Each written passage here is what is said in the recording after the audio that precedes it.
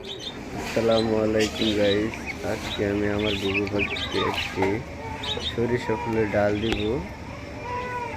এই ডালটা আমি আমার বাজিঘর পাখির খাঁচার উপরে দিয়েছিলাম।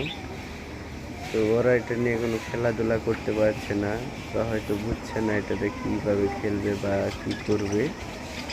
তাই আমি ওদের কাছ থেকে নিয়ে এটা আমার ঘুঘু এক জোড়া পেয়ারকে দিব, দেখি ওরা খেলতে পারে কি না। তো চলেন আমার ঘুঘুদের দিয়ে দেখি। আমার ফিমেল ঘুঘুটা ডিম দিবে, তার জন্য আমি ওকে এটা উপহার দিচ্ছি। চলেন আমার ঘুঘু পাখিকে দেওয়া যাক।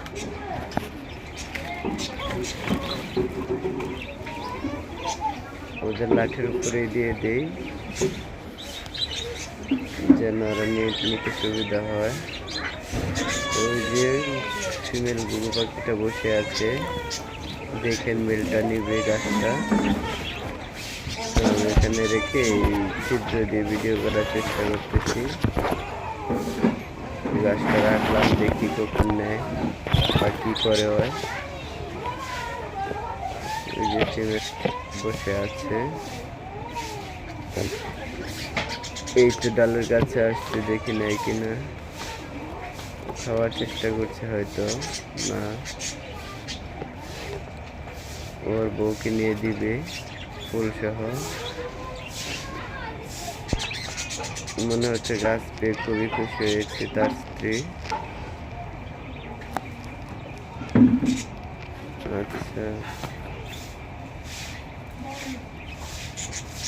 ফুলটা অনেক সুন্দর, ঘুঘু পাখিটা অনেক সুন্দর। সবাই আমার ঘুঘু পাখিদের জন্য দোয়া করবেন।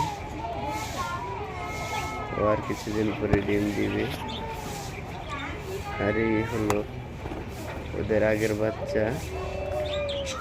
এই পেয়ারের আগের বাচ্চা হলো যে এইটা, আর এই যে দুইটা সাদা, এই দুইটা, আর এই যে দুইটা কালো, এই দুইটা হচ্ছে আপনার অন্য পাখির,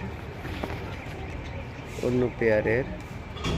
আর সাদা দুইটা হচ্ছে এই যে একটু আগে দেখালাম ওই পেয়ারের, এটা আগের পেয়ারের। আসসালামু আলাইকুম।